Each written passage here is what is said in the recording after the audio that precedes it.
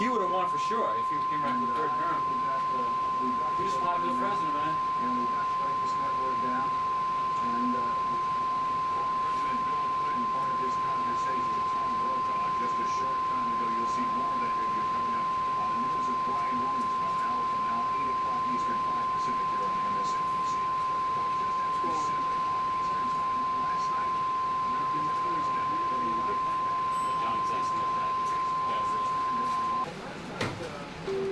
Okay, this is photo op tape number 2 for week of 17th to the 23rd. There'll be open and closers events, mains, cuts, various teams, and locations.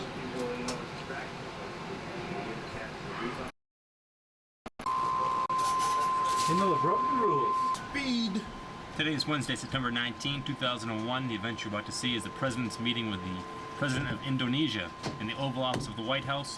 This is pool coverage at the top of. It's an open press event with a team of Miller T and Jordan on camera equipment 790-2. This is an opening and closed event.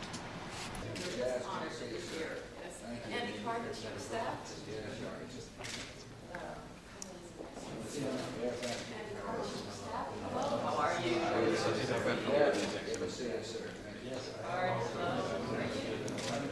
Are you good?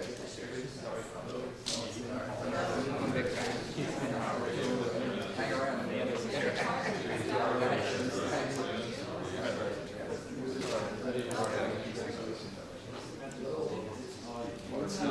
This is our reflection with the Secretary of Foreign Minister. How are you?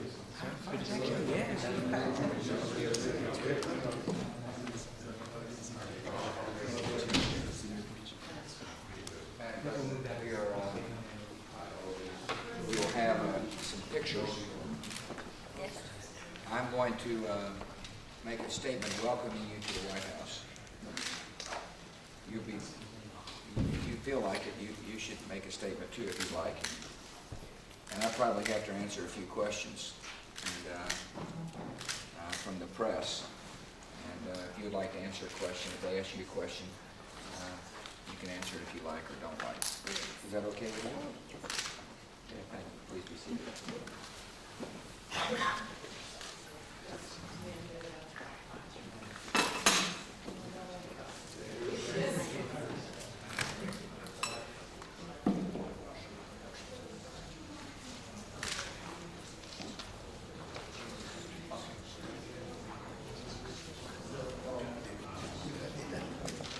How many waves? One still, one everyone else. One still, one everybody else. First wave will be just still photographers. And the second wave will be the moving cameras. All right, let's go. Let's get moving.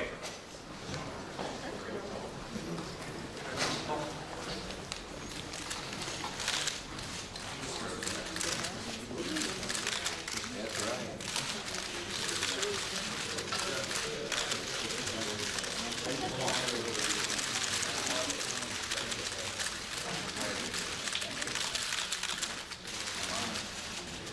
Thank you.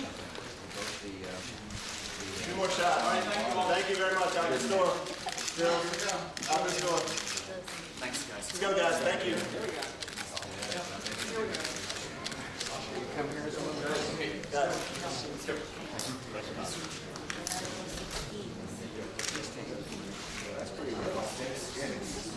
Stills.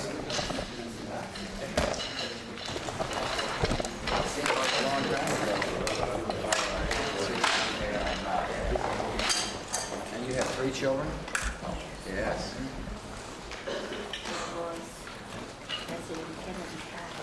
Really? President Megawati was just telling me she had visited Washington during President Kennedy's time. And it's my honor to welcome you back to Washington and to the Oval Office as President of your great nation. I look forward to having a very good discussion about our relations, as well as what we're going to do as people who love freedom about terrorism. I want to thank you very much for your strong statements of support for the American people and your strong statement against terrorist activities. It meant a lot to us. You represent the nation with the most Muslim people in the world. I have made it clear, Madam President, that the war against terrorism is not a war against Muslims, nor is it a war against Arabs. It's a war against evil people who conduct crimes against innocent people. And so welcome to Washington, D.C. I look forward to a long discussion. I appreciate so very much your vision for your very important country. Welcome. Terima kasih, Mr. Presiden. Izinkan saya berbahasa Indonesia. Thank you, Mr. President. I will speak in Indonesian. Saya merasa sangat terhormat menjadi tamu Anda, meskipun dalam suatu keprihatinan yang amat sangat. I'm very honored to be your guest here today, even though we are in a moment of grief. Dan saya ingin sekali lagi atas nama rakyat Indonesia dan negara saya rasa duka cita yang amat sangat, karena bagaimanapun juga atas nama kemanusiaan duka cita ini milik kita bersama. I would like to express on behalf of people and government of Indonesia our deepest condolences to the American people, and we share this moment of grief with you. Dan juga saya ingin mengucapkan terima kasih karena meskipun Amerika sedang sangat menderita, Anda bisa menerima saya dengan hormat di tempat yang sudah saya kenali. I also want to say thank you because even though you're having a difficult time, you're still able to meet me in this place, which I'm quite familiar with. Yes. Terima kasih sekali lagi. Again, thank you very much, Mr. President. Yes. Ron? Mr. President, do you have any reason to believe Iraq is connected with the terrorist attack? And if so, what would your response be? And could I ask your guest if she could respond to her Vice President saying that the tragedy would cleanse the sins of the United States? First, let me... anybody who harbors terrorists needs to fear the United States and the rest of the free world. Anybody who houses a terrorist, encourages terrorism, will be held accountable. And we are gathering all evidence on this particular crime and other crimes against freedom-loving people. And I would strongly urge any nation in the world to reject terrorism, expel terrorists. I would strongly urge the Taliban to turn over the Al-Qaeda organizers who hide in their country. We're on the case. We're gathering as much evidence as we possibly can to be able to make our case to the world about all countries and their willingness to harbor or not harbor terrorists. Specific message to Iraq? A message to every country is there will be a campaign against terrorist activity, worldwide campaign. And there is an outpouring of support for such a campaign. Freedom-loving people understand that terrorism knows no borders, that terrorists will strike in order to bring fear, to try to change the behavior of countries that love liberty. And we will not let them do that. Now, this is a campaign in which nations will contribute in a variety of ways. Some nations will be willing to join in a very overt way. Other nations will be willing to join by sharing information. And information in a campaign such as this is going to be incredibly important. Very important for us to be able to find where these people are. There's going to need to be a campaign, there needs to be a financial component of the campaign, where we need to cooperate to make sure we cut off funds, find these organizations that serve as front groups for funding these terrorist cells. And so my message to all nations is we look forward to full cooperation. Did you have a question? Yes, would you respond please to the Vice President of your country who said that the tragedy will cleanse the nation? Setelah saya mendengar dan melihat apa yang terjadi di New York dan juga di Washington ini, maka saya segera mengirimkan suatu statement mengutuk kejadian yang memang bukan bagian dari kemanusiaan itu sendiri. Dan juga saya mengirim surat kepada Presiden Bush menyatakan rasa keprihatinan dan dukacita bangsa kami, sehingga itulah merupakan suatu statement yang kami berikan. After I heard and witnessed and saw what happened, the tragic events in New York and Washington, immediately issued a statement which strongly condemns these attacks, which were very inhumane. And afterwards, I sent a letter to President Bush expressing my condolences. So this is the position of my government on this issue. So Mr. President, since you have declared war against terrorism, there are a number of countries who have seemed to be saying not so fast. China in particular has said that any strike must be preceded by irrefutable evidence. Others have raised concerns about civilian casualties. So the first question is, are you now prepared to provide such irrefutable evidence to countries? And what in your mind is the biggest challenge that you face in trying to construct this coalition? Well, first of all, we'll do what we need to do to achieve the first objective of a long campaign. And the first objective is to bring people to justice who we feel like committed this particular set of atrocities, and to hold the organization accountable and to hold those who harbor them accountable. That's the first objective of a very long campaign. David, I think that the real challenge for America and our allies in this effort is to do a couple of things. One, condition the world, starting with our own country, that this will be a different kind of battle, a series of battles, that they will be fought visibly sometimes, and sometimes we'll never see what may be taking place. And that we fully understand that some nations will be comfortable supporting overt activities. Some nations will be comfortable supporting covert activities. Some nations will only be comfortable in providing information. Others will be helpful and only feel comfortable helping on financial matters. I understand that. Thirdly, that as these various as the campaign evolves, some nations may take a more active role than others. The mindset of war must change. It is a different type of battle. It's a different type of battlefield. It's a different type of war. And that in itself is going to be a real challenge for America and those other nations who understand that.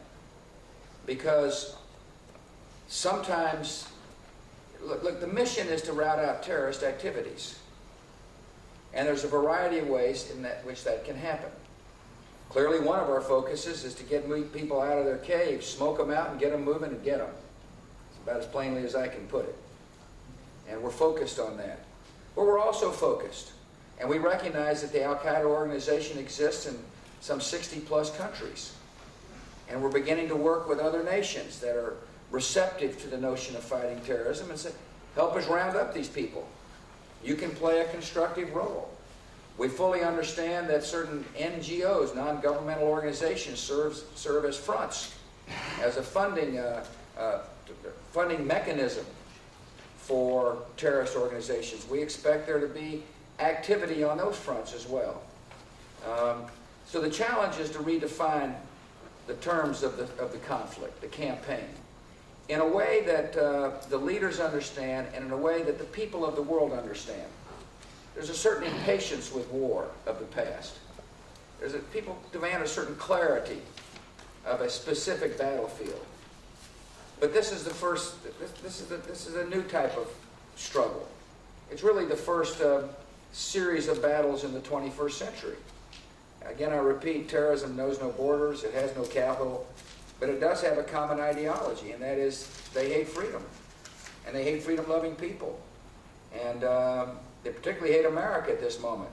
But many leaders understand that what happened in New York City and Washington, D.C. could have easily have happened in their capital as well. It's a long answer to a short question. On one point, do you, to your mind, have irrefutable evidence that links Al-Qaeda and specifically Osama bin Laden? When we to take these action, attacks? we will take action because we believe because we know we'll be on the right. And I want to remind people that there have been terrorist activities on America in the past as well, and there has been there have been indictments that have been handed down. This is a war not against a specific individual, nor will it be a war against solely one organization. It is a war against terrorist activities. Our nation must do everything we can to protect our homeland, and we are. The Attorney General briefs on a daily basis, as is the Director of the FBI, talking about what we're doing to do the best we can to protect the American people from any further activity. But the best way to make sure that America is safe, people of Indonesia are safe, is to find terrorism at its roots, to root it out, to get them out of their caves and get them moving, cut off their finances, and hold them accountable. Last question. Now that Chairman Arafat has said he was willing to fight terrorism and he wants to join your coalition, are you willing to talk to him? And President Megawati, quick question is, are you able to offer your government and your people support for this coalition, or do you have that support in your country? Let me first, I would hope that Chairman Arafat backs up his strong statement with action. We take his words very seriously, that he is interested in doing everything he can to reduce terrorism and violence in the Middle East. That was a very positive statement he made. And I hope he stays focused on achieving the goal he stated. And I think, and so to that end, our administration and our government is continuing to talk to Chairman Arafat to encourage him to live up to his words, and at the same time working with the Israelis to encourage them to seize the moment. Progress is being made. Madam President, I said at the time, through my tears I see opportunity. One of the opportunities I saw was the ability not only for freedom-loving nations to come together to say resolutely we will fight terrorism, but I felt like there would be this event may shake up the attitudes of the Middle East, where people would end up resolving to show the world that there could be peace there as well. And progress is being made. And I want to tell the American people, the Secretary of State, even though we're focused on what happened in New York and Washington, D.C., we're also very much involved in the Middle East. And Secretary Powell was on the phone yesterday with leaders in the Middle East, urging them to seize this moment. And so we have a sense of, we now have a sense of optimism that something positive may take place in the Middle East. Your question to the President? Was, do you actually are you able to offer the support of your country to this coalition against terrorism?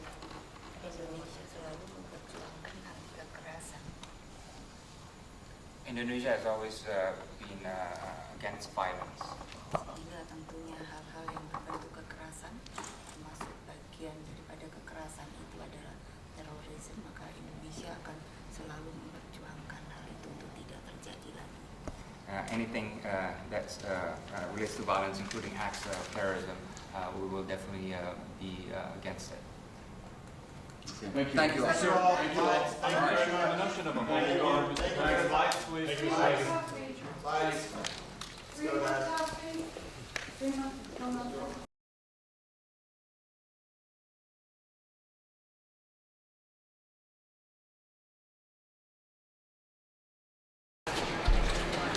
September 2001. We are in the Oval Office. This will be the president meeting with the foreign minister of Russia. It will be closed press event. Main camera, Marcus Warman Band of camera gear number 2. Yes. Minister, welcome. Glad you're here. You ever seen him before? I think so. Demasiado veces. Yes, good to see you. Thank you. Good shake. Yes, good to see you. Sir, back here. Yes, good to see you again, sir. Thank you. Yes, sir. Good to see you.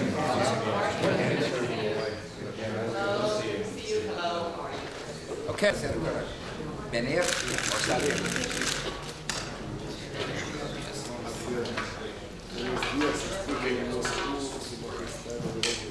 See. All right, let's get moving, Gordon. Transcripts.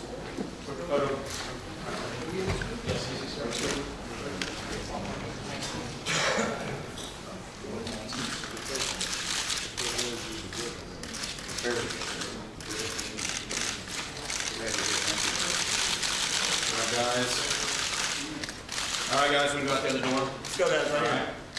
Let's go, Stills. Stills. Oh, good. Thanks. Thank you, man. One more way. All right. Get in together.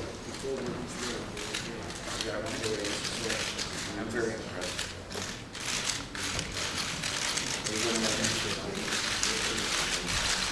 Over here.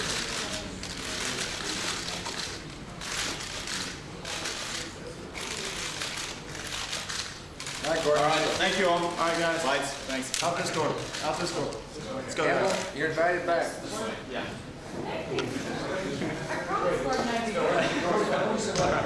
Yeah, let's go, guys. Okay? One more right here. Hang in there.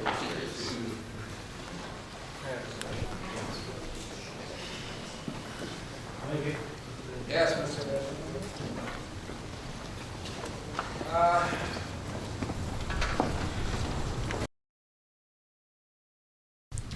Today is the 19th of September 2001. The next event you're about to see is the President's meeting with the Prime Minister of Germany. It'll be a close event, main camera 790-2, military on camera, military on audio, in the Oval Office of the White House. Nice to come in, Chef. Appreciate you being here.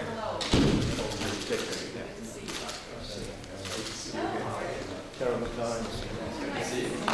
Very proud of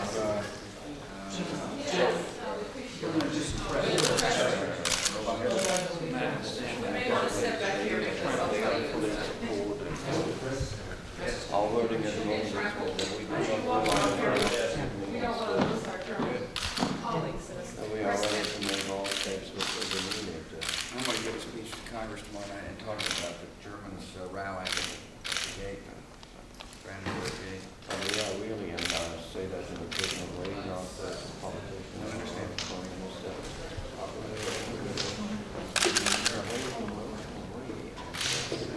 How many citizens do you all lose? I'd like to come tomorrow. Come in. You want to stay? I can stay here? More than we have lost here in terrorism. All right.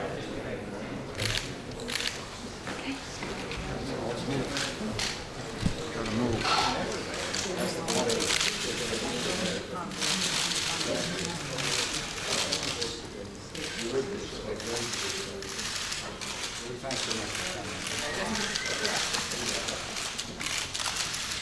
All right, y'all. All right, guys. Out this way. One more way. Okay. Thank you, guys. Still not in front.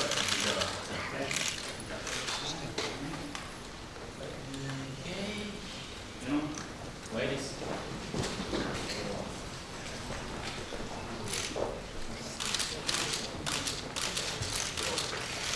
Mr. President, even before today, you were very concerned about the economy. Hold on. More layoffs. All right, thank you, guys. Thank you very much. We're going to go back to Central Camp. Thank you. All right, thanks. All right. Let's go, guys. Thank you.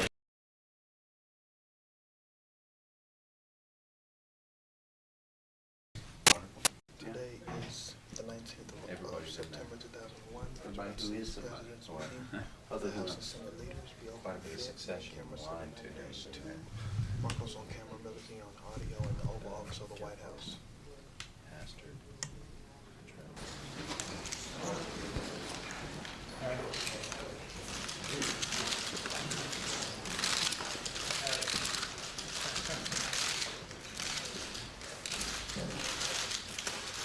Guys are big news.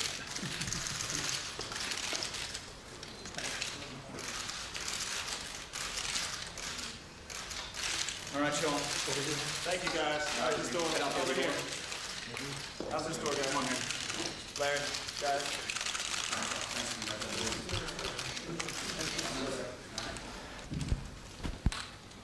I want to welcome the members, the leadership of the Congress here, and want the nation to know how proud I am of how they have helped unite our country. Senator Daschle, Speaker, Senator Lott, and Representative Gephardt have really showed that in times of emergency and crisis that our government can function in a way that is just exemplary, and I want to thank them for coming down. I'm also so pleased to accept the invitation of the Speaker and the leaders to come and address the Congress tomorrow night. I look forward to the opportunity to explaining to the American people who it is, who would do this to our great country, and why. Why would people choose America? A lot of our citizens have got a lot of questions about what has taken place on September the 11th and subsequent to that, and I owe it to the country to give an explanation. I want to thank the Congress for giving me a chance. I can't think of a better place than to talk about freedom and the battle to maintain freedom in one of the greatest halls of freedom, and that is in the United States Congress. So thank you for the invitation. I accept wholeheartedly, and I will see you all tomorrow night. I'll be glad to answer a couple of questions, Ron. So, President, will you be able to tell Americans tomorrow whether they're going to be safe while you prepare to retaliate? If the terrorists strike again, while we prepare for war? Ron, I think America needs to know that that we in government are on alert, that we recognize life around the White House or around the Congress is not normal. It's not the way it used to be, because we're very aware that people have conducted an active war in our country, and that all of us urge our fellow Americans to go back to work and to work hard, but we must be on alert. And our government is working hard to make sure that run down every lead, every opportunity to find somebody who would want to hurt any American. The American people are united. They're united in the resolve to help heal the nation, but they're also united in the understanding that we've entered into a new day, and we'll deal with it. Sir, you've been stressing that this is not a war against Islam. However, there are some around the world who view the coming battle along religious lines. I'm wondering how worried you are that some view this as a holy war, and are declarations of jihad at all affecting U.S. plans? I appreciate that question. First of all, it is so important for my fellow Americans, as well as everybody in the world, to understand that America will hold those evildoers accountable. We don't view this as a war of religion in any way, shape, or form. As a matter of fact, Islam preaches peace. The Muslim faith is a peaceful faith.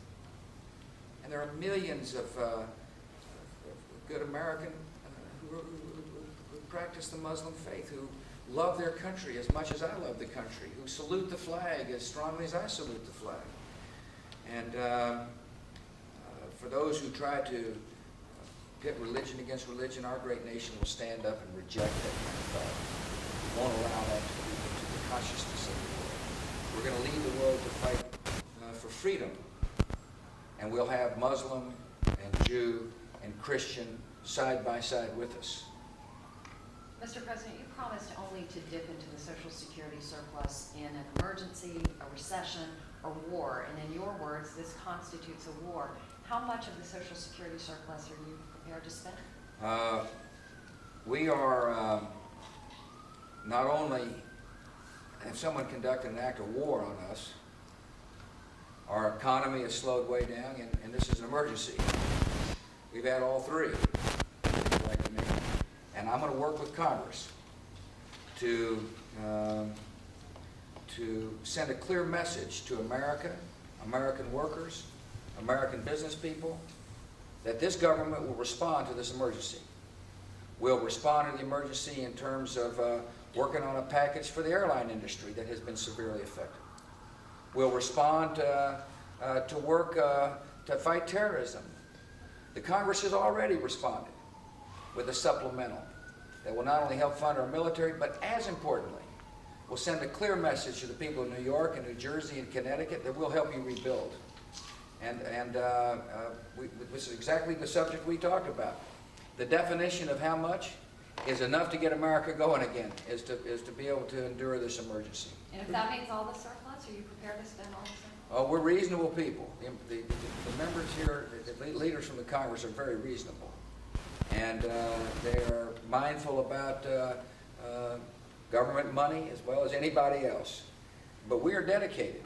We are dedicated to saying to the American people, this is an emergency, the likes of which we have not seen in a long time in this country, and this government will come together and deal with it. And that's exactly what's going to happen. Sorry to ask another one, but did you mean to say just now that we are in a recession? So it looks to me like no, I said, let me put it this way, tough economic times. There's no question it's tough times. And Ron, I don't have all the numbers, but let me just say this. I can pick up all the statistics. But make no mistake about it, this has affected our economy in a big way. Now, I've still got faith that we'll recover. The strength of the American economy has always been our entrepreneurial spirit and our workers, and that's still prevalent. But you've seen the statistics on the airlines. They didn't lay off people. Big airline manufacturing companies respond, and this government will respond. Now, don't get me wrong, I don't have all the numbers that might have supposed to because they had to start counting them up. But this has shocked our economy. And we're going to respond, and that's exactly what this leadership and I have been talking about. Mr. President, I feel like you've got the full support of President Musharraf, and how hard is it going to be for him to live up to his pledges given his domestic situation? Well, there's no question that President Musharraf has taken a bold position, which is to say we will work to the extent he can with America and our allies as we deal with the prime suspect in the case. And we appreciate so very much his statement of support. I said we'll give the President a chance to perform, and I believe he has done so. We will work and consult closely with Pakistan and India to make sure that that part of the world is as stable as it can possibly be stable. Let me say that in terms of foreign policy and in terms of the world, this horrible tragedy has provided us with an interesting opportunity. One of the opportunities is in the Middle East. I'm pleased with the fact that Chairman Arafat and Prime Minister Sharon have taken positive steps toward bringing peace to the region. I think we have an opportunity to refashion the thinking between Pakistan and India. I think there's some interesting opportunities to shake terrorism loose from sponsor states. And this government, working with Congress, are going to seize the moment. Out of our tears, I said, I see opportunity, and I'm going to say we will seek opportunity, positive developments from this horrible tragedy that has befallen our nation. Thank you all. Thank you very much. Thank you very much.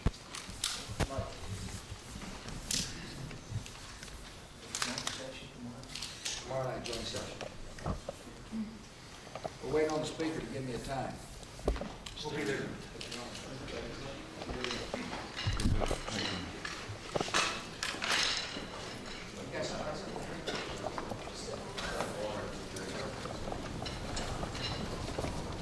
Well, so glad you're here, sir. Thank you for coming. It's an honor. Who'd you bring with you, Roy? Somebody you know, Ambassador. and somebody you don't know is Prince Thomas. Oh, welcome, sir. So glad you're here. I'm honored to have you. Thank you for coming. You know the secretary. Good to see you again, sir. Thanks. Hello. Hang on. Thank you. Please come in. Thank you for being here. This is no question for me. No questions, sir.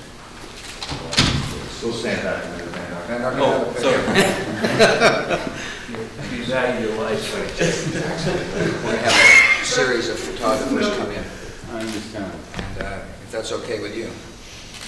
It's an honor to have a picture with you. Oh, well, thank you, sir. Especially at this critical hour where the expression of friendship becomes more and more. Absolutely.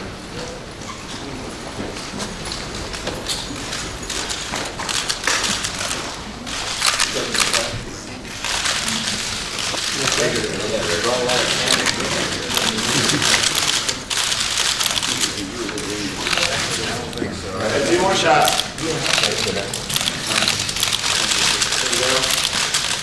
Okay, thank you guys. That was a pleasure. Thank you. Go guys. Tail sight. What you just saw was a photo op with the foreign minister of the Kingdom of Saudi Arabia, close press, Milan, man, 792 man.